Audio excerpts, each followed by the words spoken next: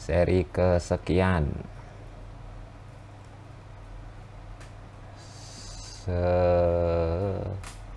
Sesuai rule tradisi mana please. Buat 3 topik acak, maksimal 2 kata per topik.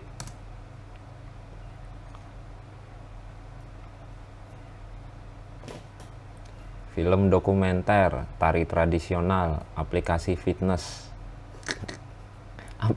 Aplikasi fitness.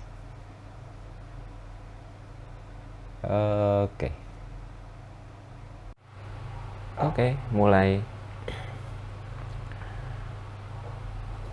Tema yang saya ambil hari ini film dokumenter. Jadi pilihan temanya film dokumenter, tari tradisional, aplikasi fitness. Oke, sebentar. Saya ambil timernya.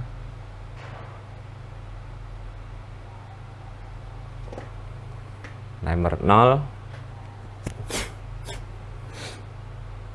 Mulai. Oke. Film dokumenter. Saya yang berangkat dari bidang kesenian, sebenarnya dari desain grafis. Tidak secara langsung bersentuhan dengan dunia film, perfilman atau bioskop dan sejenisnya gitu. Saya sendiri juga dalam bidang pervideoan seperti ini pun juga termasuk baru dan masih meraba tentang seluk-beluknya masalah editing, masalah storytelling, termasuk saya berlatih di sini itu untuk melatih saya berbicara, melatih saya membuat dan mengatur storytelling yang mau saya sampaikan gitu kan. Jadi tapi secara spesifik membuat sebuah dokumenter saya pernah. Beberapa tahun lalu, sewaktu saya masih ngurusin komunitas lukis, jadi saya sempat buat pameran kebanyakan. Saat itu kita ada agenda acara membuat pameran lukisan skala internasional, dan di situ saya mau membawakan sebuah cerita perjalanan tentang bagaimana komunitas ini berdiri. Jadi komunitas yang sudah berjalan, kalau nggak salah waktu itu 9 tahun ya, dan para pendirinya juga sudah mulai mencar-mencar. Ada yang masih aktif dalam dunia kesenian, ada yang sudah hilang entah kemana. Saya coba lacak mereka, ada beberapa yang masih bisa dikontak, ada yang sudah hilangnya maksudnya kita sudah nggak bisa ngontak dia lewat sosmed, atau ada yang punya kontaknya langsung lewat WA dan sejenisnya gitu. Dan orangnya pun sudah pindah, tidak lagi di sekitar Jabodetabek. Jadi sudah susah dijangkau. Dan di situ kita mencoba mempertemukan, terus kita wawancara, terus kita susun, kita riset lagi sejarah perjalanan dari si komunitas itu seperti apa. Terus saya pribadi sebagai orang yang saat itu jadi ketua panitia untuk pameran itu dan sebagai sutradara dari film dokumenter itu, jadi saya cukup paham bagaimana susahnya membuat sebuah film dokumenter. Saya sendiri juga tidak terlalu tahu proses film selain dokumenter, tapi yang saya cukup pahami dalam sebuah pembuatan film dokumenter itu, yang dibilang lebih sulit daripada film yang non dokumenter itu adalah risetnya. Lalu mereka harus mempertemukan hal-hal yang tidak secara normal bertemu. Maksudnya gini, misalnya kita membuat film dokumenter tentang sebuah tempat itu punya nilai sejarah, tempat itu punya perjalanan sejarah yang bisa dibilang unik atau perlu diangkat atau menarik lah minimal gitu loh. Nah, cerita sejarah dari tempat itu tidak bisa langsung ketemu begitu aja kita wawancara orang di sana, enggak. Film dokumenter harus menyajikan fakta. film dokumenter harus menjadikan sebuah minimal itu sebuah fakta yang bisa dijabarkan dan bisa dipertanggungjawabkan dengan argumen-argumen yang mendukung, termasuk bukti-bukti, termasuk opini-opini dari orang-orang yang terlibat dipaparkan di situ, dan dibangun sebuah cerita. Kalau film yang non-dokumenter, dia langsung membangun sebuah cerita, membangun karakter-karakter, membangun flow, membangun setting, dan lain-lain. Tapi di film dokumenter kita tidak membangun itu. Ya, kecuali menyusun editorial ceritanya. Tapi kita menggali sisi riset itu yang menurut saya punya nilai lebih, punya nilai yang tidak bisa sembarangan tidak bisa sembarangan ditampilkan oleh banyak film gitu. Ada film-film yang sebenarnya non dokumenter tapi dikemas dengan tampilan visual storytelling yang kesannya seperti film dokumenter gitu. Tapi sebenarnya tidak. Dan di situ yang membuat penonton rancu bahwa ini sebenarnya fakta atau tidak, ini beneran atau enggak gitu loh. Dan itu yang membuat bias, terutama sekarang di zaman YouTube kayak gini, orang bisa membuat film apa aja, orang bisa membuat video apa aja, mau yang hoax, mau yang benar, mereka bisa posting di situ tanpa akurasi yang begitu ketat.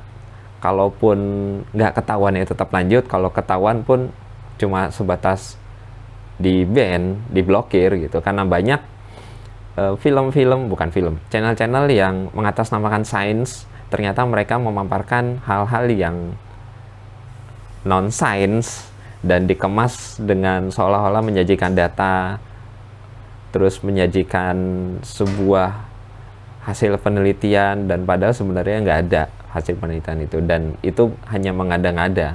Mereka hanya mencari view, mereka hanya mencari keuntungan dengan sesuatu yang kesannya wah, sesuatu yang kesannya menarik karena justru tidak dipahami sama penontonnya sendiri. Tapi buat orang yang cukup paham dengan sains itu akan melihat, apa iya gitu. Dan itu banyak, mereka ada semacam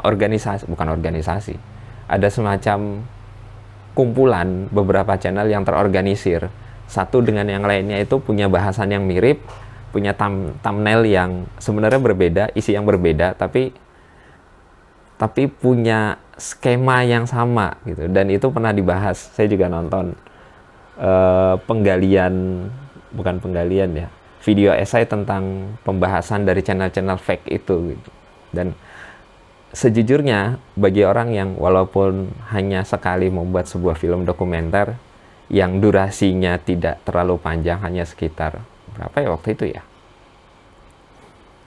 1 jam lah kira-kira, itu cukup menyakitkan juga bahwa penyajian sebuah fakta dalam sebuah film itu